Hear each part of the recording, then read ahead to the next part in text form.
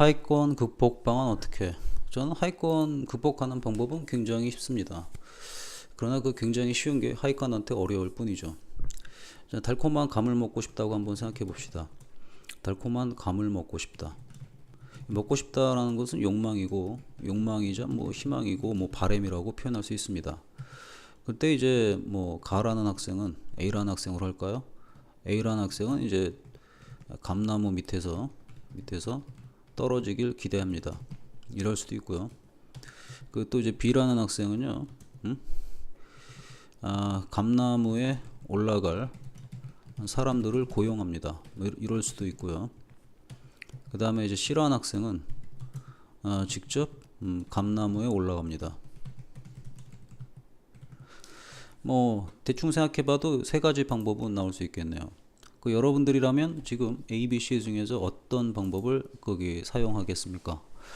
일단 이제 감나무 밑에서 떨어지길 기대한다는 유형이죠. 이게 보통 보편적으로 나타나고 있는 하위권 애들입니다. 하위권 애들은 그 어떤 노력도 하지 않습니다.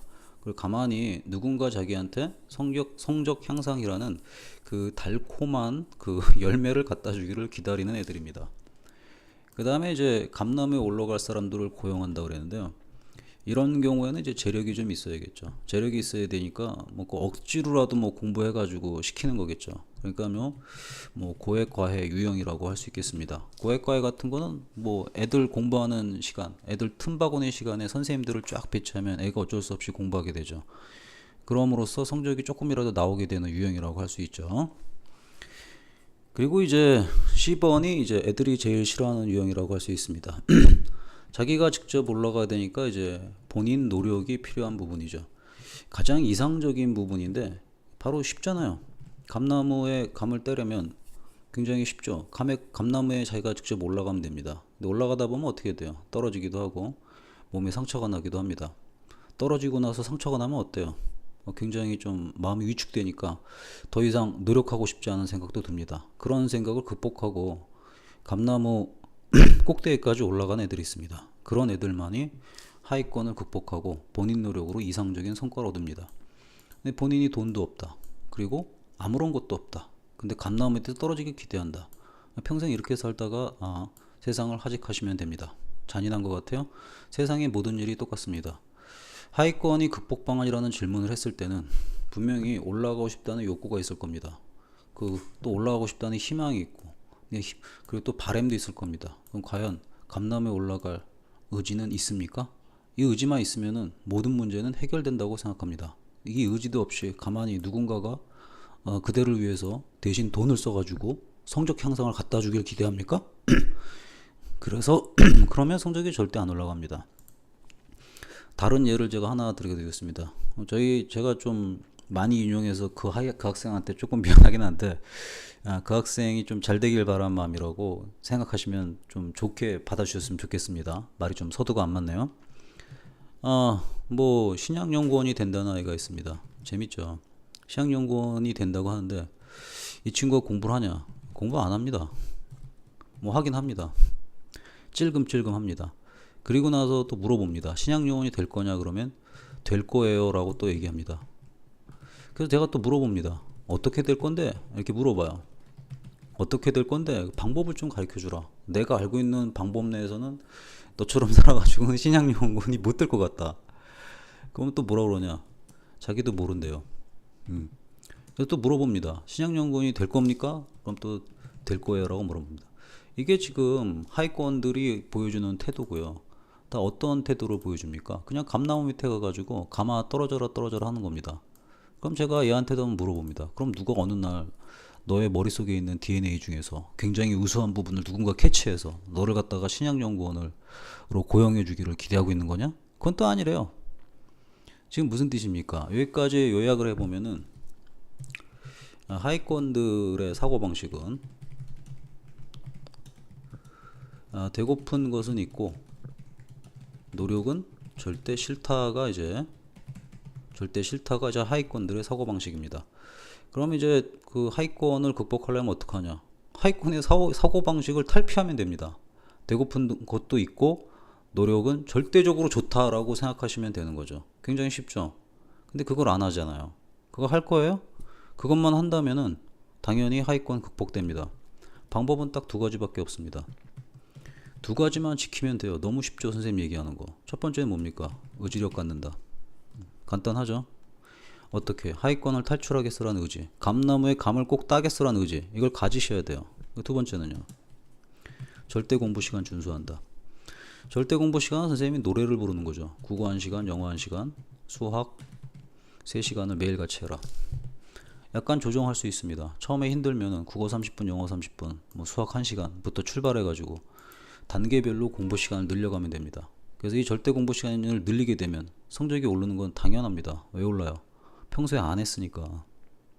그 다음에 공부를 많이 하다 보면 뭐가 생깁니까? 공부를 많이 해야지 공부 효율성이 생깁니다.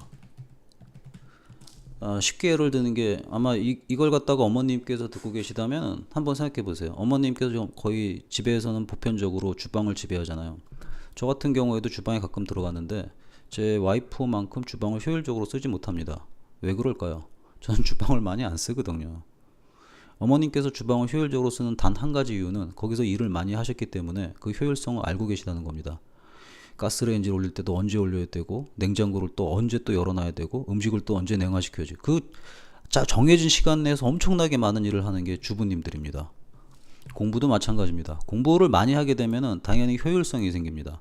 그럼 효율성이 생기기 때문에 거기에서 뭐가 생기냐? 자기만의 독특한 공부법이 나오는 겁니다.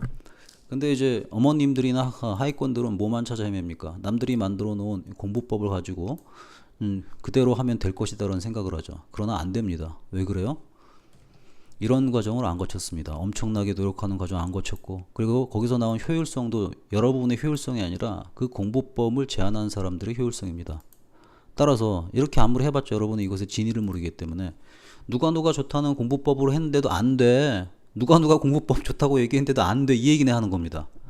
내가 얘기하는 거는, 제가 말씀드리는 거는 딱 두 가지입니다. 의지력 가지세요. 어떤 의지력? 성적 향상하겠다. 지금보다 나아지겠다 의지력. 제가 제일 좋아하는 영어 좌우명도 가르쳐 주겠습니다. Better than yesterday입니다. 제가 아침에 눈을 뜰 때마다 항상 그 제 침대 머리편 앞에는 이게 적혀 있습니다. Better than yesterday. 어제보다 낫게. 이거 하면 충분합니다. 어제 1시간 공부했으면 오늘 1시간 10분 하면 됩니다. 할 수 있잖아요. 어제 1시간 했는데 조금만 더 한다. 1시간 1초 하시면 됩니다. 그럼 better than yesterday 된 거잖아요. 뭐가 어려워요? 근데 그걸 안 하기 때문에 의지력이 안 생기는 거예요. 그 다음에 절대 공부 시간. 국어, 영어, 수학 5시간씩 매일같이 하라는데 이것도 안 하고 극복을 하겠다. 말이 안 되죠.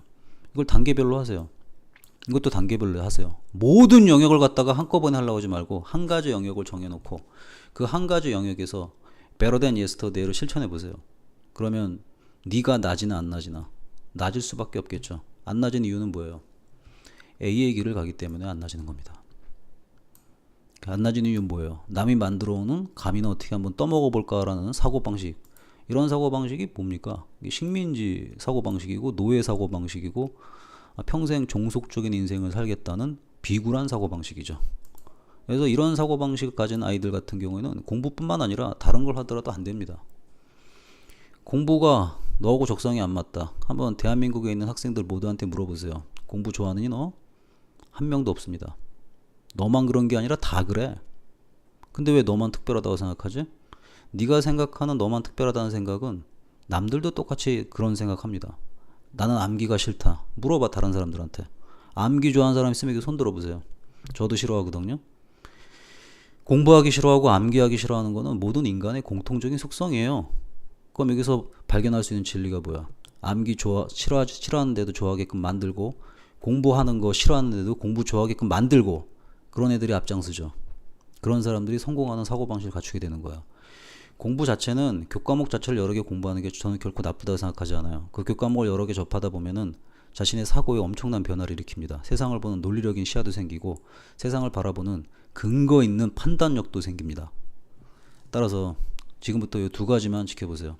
의지력 가지세요. Better than yesterday. 좋죠? 절대 공부 시간 준수하세요. 그리고 너만의 공부법을 만들어봐. 비로소 그때 너는 공부를 하고 있다는 느낌을 가질 테니까. 알았지? 유튜브 하단에 설명란에요. 그 맞춤 설명, 맞춤 설명이란다. 맞춤 상담 신청하는 그 링크 있으니까 그걸로 신청하시면 그 어떤 것에 대해서도 답변을 시원시원하게 해드리겠습니다.